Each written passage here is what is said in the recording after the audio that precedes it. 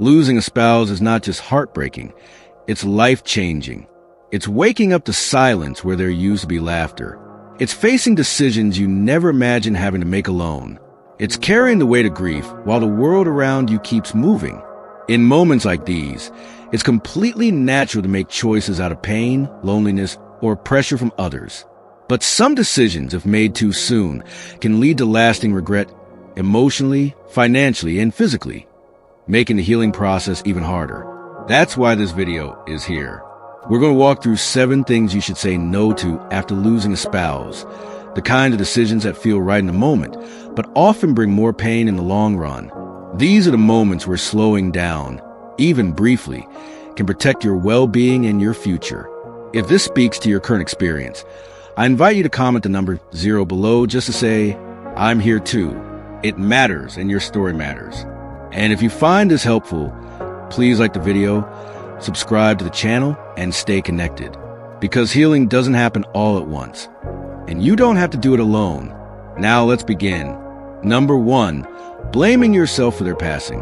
When someone we love dies, especially someone as close as a spouse, the mind often reaches for answers the heart can't provide. In the silence that follows their absence, a painful question sometimes creeps in. What could I have done differently? You might replay conversations, missed signs, or moments when you weren't there. And before you even realize it, you begin to carry a burden that was never yours to hold, guilt. This self-blame can take many forms. I should have noticed sooner. Why didn't I push them to see the doctor? If only I had said something different that day. These thoughts come not from logic, but from love, from the deep and desperate wish that somehow, in some way, you could have protected them, that you could have changed the ending. But here's a gentle truth you may need to hear. You are not responsible for their death. You love them. You did your best, and your best, though it couldn't change the outcome, was never lacking in care. Life and death are rarely as clear as we wish they were. Illness, accidents, and even aging unfold in ways that no amount of love can stop. Carrying guilt does not bring your spouse closer. It only makes the road ahead heavier. And in most cases, that guilt is not based in fact. It's born from grief, from powerlessness, and from the aching need to make sense of the senseless. Letting go of self-blame doesn't mean letting go of responsibility or forgetting the past. It means choosing compassion for yourself, the same compassion you would have offered them in their hardest moments. It means acknowledging that, even in imperfection, you showed up with love, and that love, in the end, is what matters most. If guilt has taken root in your heart, try speaking with someone, a counselor, a trusted friend, or even writing a letter to your spouse expressing all that's on your mind. Often, releasing what we carry in silence can bring unexpected peace. You are not meant to suffer for what you cannot control. What you can do now is live in a way that honors their life, not punishes yourself for their death. And above all, remember, you were not their doctor, their fate, or their guardian angel. You were their partner. You loved them. That was and always will be enough. If you ever found yourself carrying these thoughts, if guilt or self-blame has quietly weighed on your heart, please comment the number 1 below. You are not alone. And together, we can begin to release what was never meant to be carried alone. Number 2, withdrawing from those who love you. In the quiet aftermath of losing a spouse, the instinct to retreat inward can feel almost overwhelming. Grief wraps around you like a fog, and solitude, for a time, may feel like the only space where your pain is allowed to exist. It's natural to seek silence, to want the world to pause with you. But when time alone turns into emotional isolation, the very thing that once felt like comfort can become a barrier to healing. Many grieving hearts fall into this quiet withdrawal, telling themselves, I just need more time, or no one would understand anyway. But slowly, subtly, isolation can shift from being a coping mechanism into a pattern that deepens sadness and chips away at your sense of connection. Emotional well-being depends on human closeness, and during times of profound loss, that need becomes even more vital. When we cut ourselves off for too long, grief doesn't soften. It hardens, settling deeper into the body and mind. Studies show that extended isolation can compromise your immune system, raise blood pressure, and even shorten life expectancy. On the other hand, simple moments of connection, a shared meal, a gentle conversation, the presence of someone who cares, can begin to lift the weight of sorrow. Take the story of Walter, age 78. After losing his wife of over 5 decades, he stopped picking up the phone. He declined every invitation, avoided family gatherings, and stayed inside for days at a time. He convinced himself that no one could truly understand what he was going through, and in that belief, he let his world grow smaller. But things began to change when a neighbor gently insisted he come over for a quiet cup of coffee. That one moment opened a door. One visit turned into a weekly rhythm, and soon Walter began reconnecting with others. Not because his grief had disappeared, but because he realized he didn't have to bear it alone. Healing doesn't require grand gestures. You don't need to dive headfirst into crowded events or force yourself to smile when you don't feel ready. Instead, take small steps. Reply to one message, say yes to a walk, join a local support group, or simply sit in a room where others are speaking. Even listening can help remind you that life and love still exists around you. It's also important to recognize how grief can make us push away those we need most. Pain sometimes comes with irritability, weariness, or the belief that no one else can truly see what you feel inside. But those who love you, your family, your closest friends, may not have perfect words, yet their presence alone can be a quiet comfort. Let them in, even just a little at a time. And when you're ready, seek out those who understand the path you're walking, whether it's a grief support group, a church gathering, a neighbor who's walked a similar road, or an online community. Hearing the voices of those who've known loss can be deeply healing. They can offer reassurance not with advice, but with presence, with the simple truth of, I've been there too. Grief has no timeline, and there is no single right way to mourn. But closing yourself off from the world makes the journey longer and lonelier than it needs to be. Reconnection, even in the smallest ways, can give you strength, insight, and a reminder that hope doesn't have to be loud to be real. You don't have to carry this alone. There are people who care, who want to stand beside you, and who will walk with you gently, patiently, as you find your way forward. If you've ever found yourself pulling away, avoiding calls, or quietly drifting from the people who care, please comment the number 2 below. You're not alone in this, and sometimes just acknowledging it is the first step back toward connection. Number 3, neglecting your own health and well-being. When someone you love, someone who shared your days, your routines, your future, is suddenly gone, it can feel as if the world no longer makes sense. In the depths of grief, it's common to let go of the very things that once kept you grounded. Eating regular meals, going for walks, attending doctor's appointments.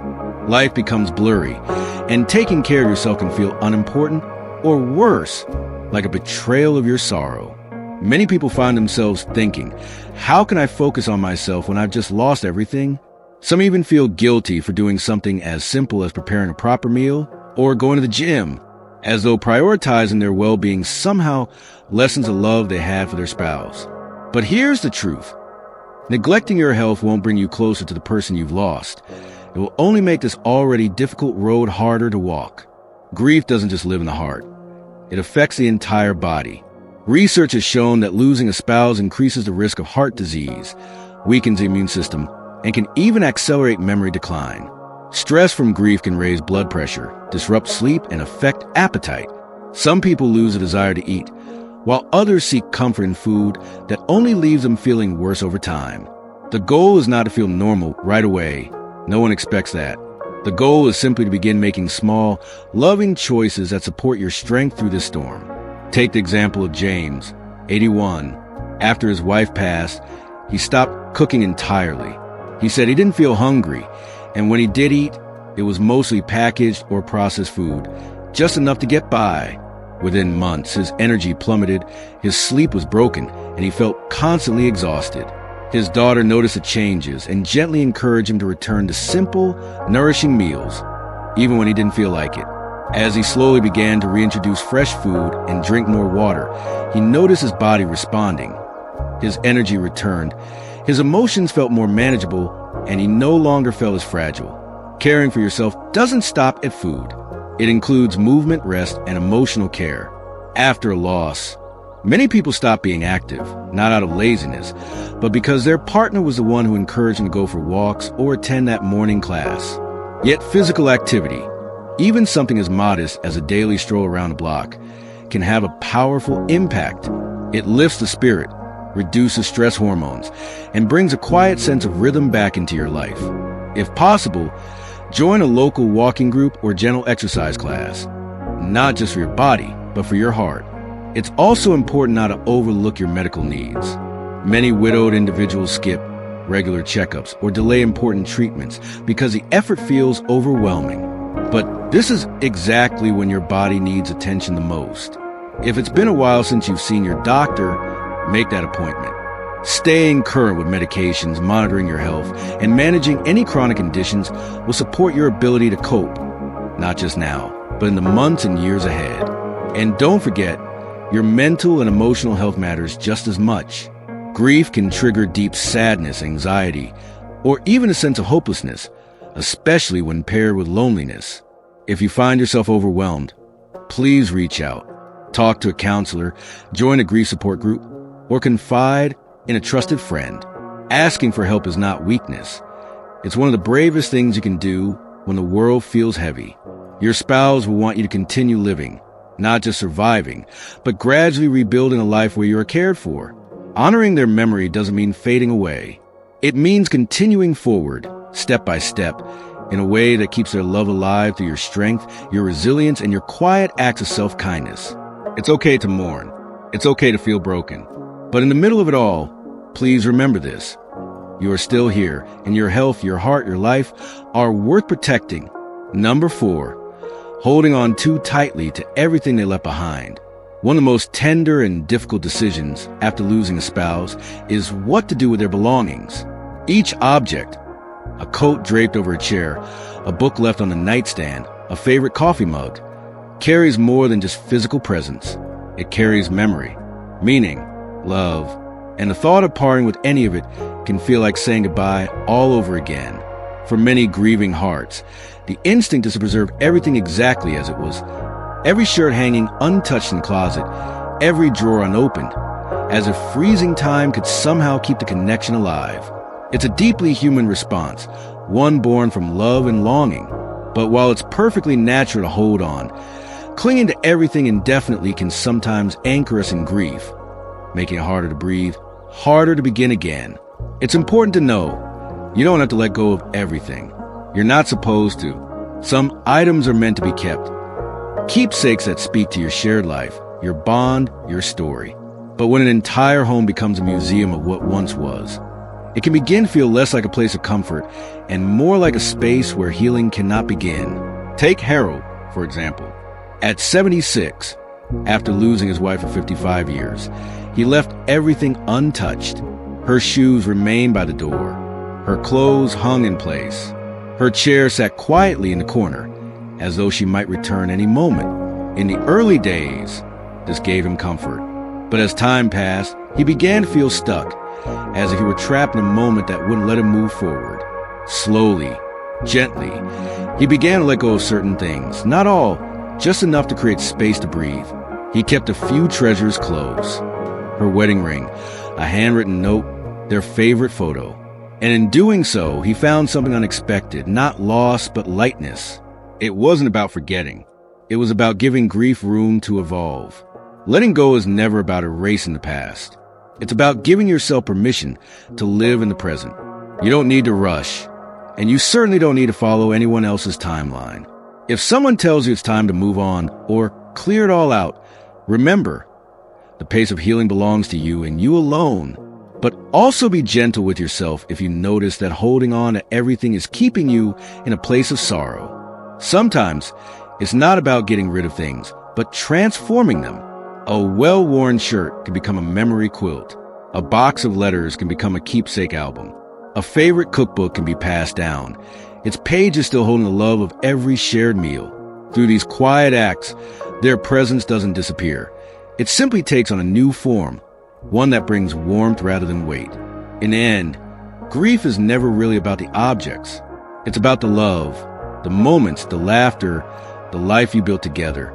And while no possession can bring them back, neither will holding on to every single thing they touched. Letting go, piece by piece, when you're ready, is not a sign of forgetting. It's a sign of loving well and choosing to carry them with you, not just in what you keep, but in how you live. Moving forward doesn't mean leaving them behind. It means finding a way to take them with you, in memory, in meaning, in the quiet strength to begin again. Number 5, not allow yourself to feel joy again. In the wake of deep loss, joy can feel foreign, even forbidden. When you've lost a person who shared your laughter, your inside jokes, your quiet contentment, the idea of smiling again can seem unthinkable. For many, the grief is not just about missing someone. It's about the fear that moving forward means leaving them behind. And so, when a moment of lightness appears, a laugh with a friend, a walk that feels peaceful, a memory that warms instead of wounds, it's often followed by guilt. You might ask yourself, am I moving on too fast? Or what would they think if they saw me enjoying life without them? But here's the truth. Feeling joy does not mean you've forgotten. It means you're still human, still alive, and healing, in its own quiet way, is beginning to do its work. Grief and joy are not opposites. They can live side by side. You can miss your spouse fiercely and still smile at something beautiful. You can hold their memory close and still open your heart to a moment of laughter, connection, and peace. In fact, these are the very things that keep you grounded and remind you that life, though change, is still yours to live. It's important to understand that denying yourself happiness doesn't honor their memory. It diminishes your own well-being. Your loved one would not want to spend your remaining years wrapped in only sorrow.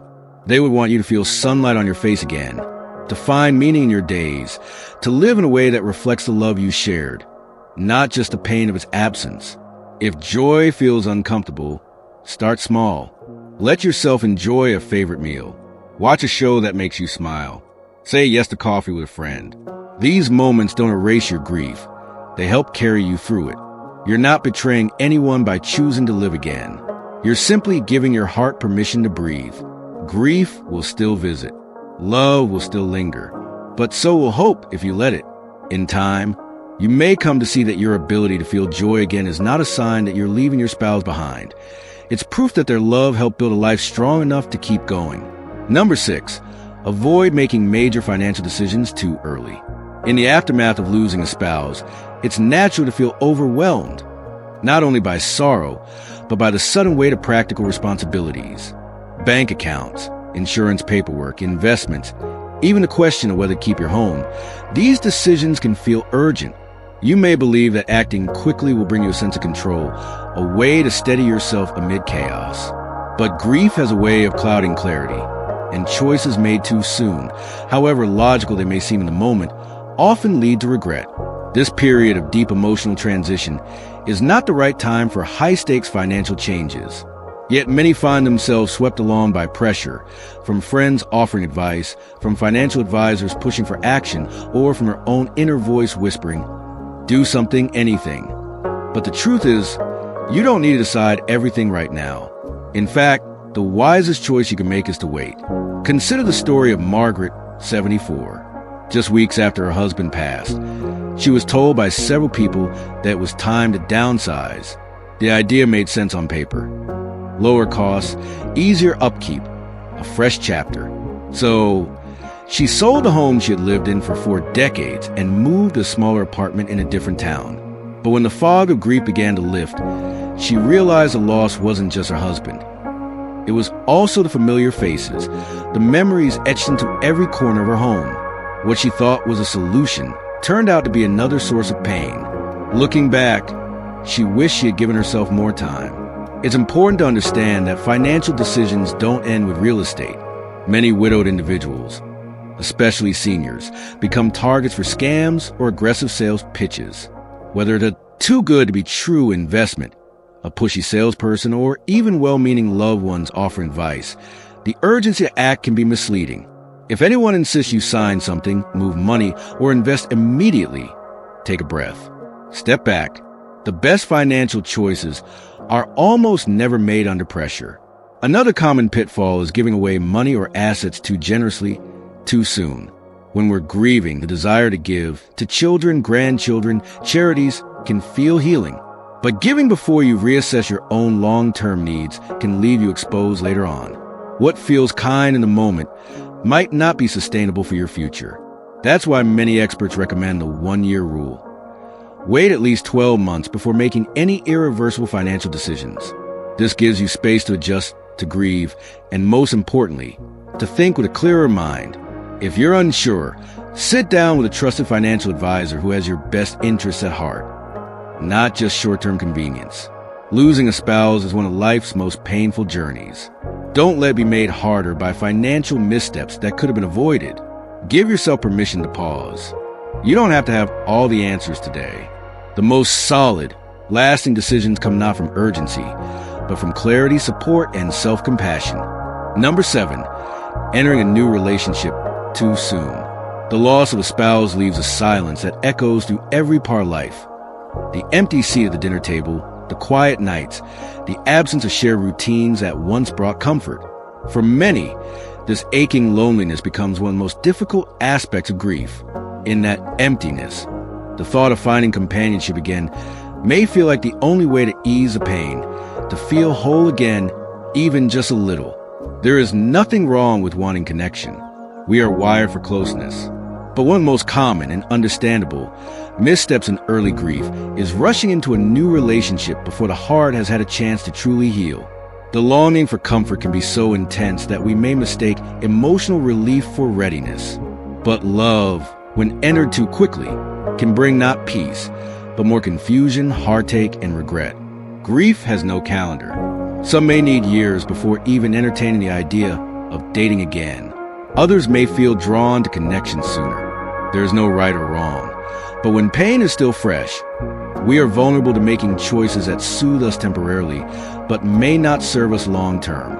Often, the desire for a new partner comes not from true preparedness, but from a deep need to escape the loneliness, to fill a void, or to recreate something that once brought us meaning.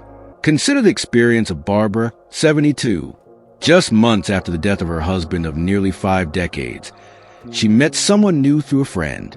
At first, it seemed like exactly what she needed: someone to eat dinner with, to talk to distract her from the silence. But as the relationship quickly progressed, she began to feel overwhelmed. Deep down, she realized she hadn't given herself time to grieve, to rediscover who she was without her husband. Eventually, she stepped away from the relationship, not out of rejection, but out of the recognition that her healing still needed space. New relationships, especially after long marriages, come with emotional complexity. Habits, memories, and lifelong attachments don't vanish. They live within us. Entering into something new before fully honoring or processing the old can lead to unfair comparisons, feelings of guilt, and inner tug-of-war between past and present. Some people find themselves torn, yearning to move forward, yet haunted by the idea that doing so betrays the person they've lost. These are real, honest emotions, and they deserve time and care. There's also a very real danger that's not always discussed: vulnerability. In moments of grief, we're not just emotionally exposed, we may be more trusting than usual. Sadly, some individuals, scammers, or opportunists prey on those in mourning, offering what seems like emotional support, but with hidden motives, often financial. If someone enters your life and quickly begins pushing for commitment, financial decisions, or isolation from your loved ones, these are signs to pause and reassess. Trust your instincts and give yourself permission to say, not yet. None of this means you must avoid love forever. Many people go on to find deeply meaningful companionship again, not as a replacement, but as a new chapter. And when that happens from a place of healing, rather than desperation, the relationship is far more likely to be fulfilling, stable, and respectful of both past and present. Give yourself the grace of time. Use this space to process, to reflect, and become reacquainted with yourself. What do you truly want in a partner, if anything? What are your needs now in this new stage of life? Speak openly with people you trust. Don't let anyone, even with good intentions, pressure you into decisions about your heart. Grief and healing are personal, sacred journeys. They move at your pace, not anyone else's. And if love is something you wish to welcome again, let it arrive when you are ready. when your heart is steady and your spirit is clear. That's how true companionship is built. Not on escape, but on strength, understanding, and genuine connection. Final thoughts. Losing a spouse is one of the deepest wounds a person can endure. It doesn't just alter your days, it reshapes your entire world. The way you wake up, the way you move through time, even the way you imagine the future. All of it changes in an instant, in that space of sorrow and uncertainty. The choices you make become more than just decisions. They become part of your healing. That's why being mindful of what you say no to, whether it's rushing through financial changes, retreating from those who care, neglecting your own health, entering a new relationship before you're ready, or holding on to every single belonging as if letting go means forgetting, can protect you from unnecessary pain. These aren't just habits to avoid, they're turning points. Small decisions that, over time, shape how gently or how heavily you move through grief. Grief has no schedule, and healing is not a race. Some days will feel still, others impossibly hard. But with patience, support, and self-compassion, the path forward does become clearer. And remember, healing does not require you to forget. Moving forward doesn't mean letting go of the love you shared. It means carrying that love with you, letting it guide you toward a life that still holds meaning, still offers peace, and in time, allows joy to return. Your story isn't over, and neither is their presence, because the love that was real doesn't disappear. It stays not only in your memories, but in the way you live, love, and begin again.